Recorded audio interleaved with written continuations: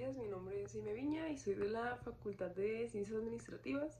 Estoy estudiando la carrera de Negocios Internacionales y pues vamos a iniciar con el tema que es la ciencia de datos. Hola a todos, pues bienvenidos. Hoy vamos a hablar sobre la ciencia de datos. Primero vamos a hablar de qué tipos de datos existen. Existen los datos estructurados, que son datos organizados en tablas con filas y columnas, como en una base de datos SQL o una hoja de cálculo. También existen los datos no estructurados. Estos datos no tienen una forma definida y pueden incluir un texto libre, documentos, correos y otros datos sin estructura. Existen los datos de lenguaje natural, que estos incluyen datos en forma de texto escrito o hablado, como conversiones, artículos y redes sociales. Existen los generados por máquinas, que son datos producidos automáticamente por dispositivos o sistemas. También los datos basados en gráficas, que estos muestran relaciones entre entidades, como los grafos de redes sociales o los diagramas de conectividad. Y audio, video e imágenes. Datos en formato multimedia, como archivos de sonido, grabaciones de video y fotografías. Esta información fue recopilada de UniPython 2023. Y vamos a hablar ahorita del flujo de trabajo en ciencia de datos. Ahora veamos el flujo del trabajo en ciencia de datos, que este es un proceso sistemático que convierte datos en insights útiles. Primero pues empieza con la definición del problema para tener los objetivos claros del proyecto y lo que se quiere lograr. Luego la recolección de datos, aquí se obtienen la información necesaria de diferentes fuentes como base de datos, APIs o sensores. También la limpieza de datos. Esta etapa es crucial para identificar y corregir errores, valores faltantes o datos irrelevantes. De manera siguiente, pues tenemos la exploración y análisis de datos. Se examinan los datos para identificar patrones, relaciones y posibles anomalías. Después de esto existe el modelado, que es donde se construyen los modelos predictivos o descriptivos basados en los datos.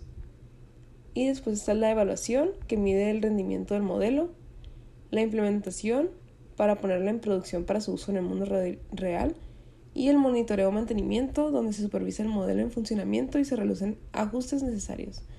Esa información fue recaudada de Bantu Group 2020. Después tenemos las etapas principales de las ciencias de datos. Estas son la recopilación de datos, que involucra la obtención de datos relevantes para el problema que se está resolviendo. La preparación de datos, que incluye limpiar, transformar los datos, manejar valores faltantes y normalizar las variables. También está la exploración de datos. Aquí se utilizan técnicas estadísticas y visualización para entender los datos. También después está el modelado, donde se aplican los algoritmos de Machine Learning para crear modelos predictivos. La evaluación del modelo, donde se compara la precisión del modelo utilizando datos de prueba. La implementación, en este se entrega en sistemas operativos o aplicaciones. Y el monitoreo y optimización, donde se revisa el sistema y el rendimiento del modelo en producción. Después tenemos lo que es la recopilación de datos. Pero ¿cómo se recopilan los datos? Estos principalmente se recopilan en APIs. Las APIs permiten la recolección automatizada de datos de sistemas y servicios. El web scraping, que significa extraer datos de sitios mediante scripts. Las bases de datos, recopilación directa desde las bases de datos SQL o no SQL. Los sensores IoT, donde se capturan datos generados por dispositivos. Las encuestas y formularios, una recolección manual de datos. Y los archivos y documentos, donde se extraen de archivos locales como CSV, Excel, etc. Después continuamos con el formato de los datos. Los datos se pueden encontrar en muchos formatos como SSV, valores separados por comas, JSON y XML, formatos semiestructurados, bases de datos SQL y no SQL, texto plano, HDF5, Excel, imágenes, audio, video.